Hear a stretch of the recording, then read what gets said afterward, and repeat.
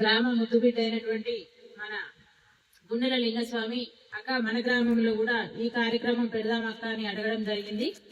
అయితే ఇంకా రేపటి నుంచి అయితే కొంచెం నాకు కుదరతమ్మి వేరే పనులు ఉన్నాయని చెప్తే ఈ రోజు నేను అడిగి చూసాక మన గ్రామాన్ని ఎట్లనైనా పెడదామని చెప్పి కల్వా తాత గారిని అడిగి పర్మిషన్ తీసుకొని వేరే కార్యక్రమాలు ఉన్నా గానీ అక్కడ క్యాన్సిల్ చేసుకొని మన గ్రామంలో పెట్టడం జరిగింది.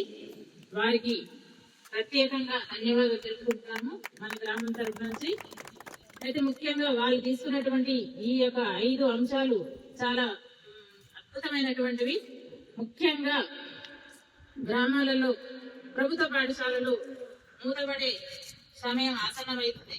అయితే ఇంకా మన గ్రామం విషయానికి వస్తే ఇప్పటికీ ఈ సంవత్సరం అయితే 13 మంది ఉన్నారు. ఇంకా పిల్లలు మరి పంపించకపోతే మాత్రం ఒక టీచర్ని వేరే దగ్గరికి ట్రాన్స్ఫర్ పెడతారు. ఒక టీచరే ఉంటాడు.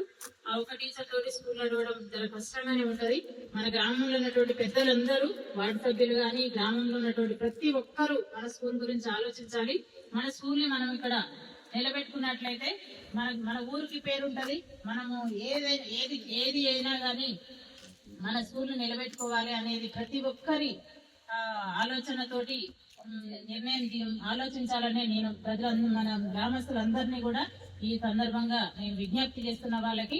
మరి ఇంకా చాలా విషయాలు చెప్పడం జరిగింది. ఆరోగ్యం మీద కానీ ఆరోగ్యంలో మళ్ళీ చాలా మంది పిల్లలు మన గ్రామంలో ఎక్కువగా బండ్ల మీద తిరుగుతున్నారు. నేను చాలా అబ్జర్వ్ చేస్తున్నా. వాళ్ళకి అసలు ఎంత 10-12 ఏళ్ళు కూడా ఉండవు, బండ్ల మీద తిరుగుతుంటారు.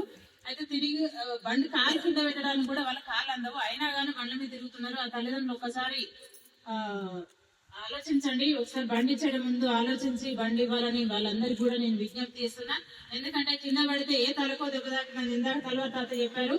తల కింద పడితే ప్రాణాలే పోయే అవకాశం ఉంది. కాబట్టి అలాంటి పిల్లలకు బండి ఇవ్వదని నేను మరీ విజ్ఞప్తి చేస్తున్నా.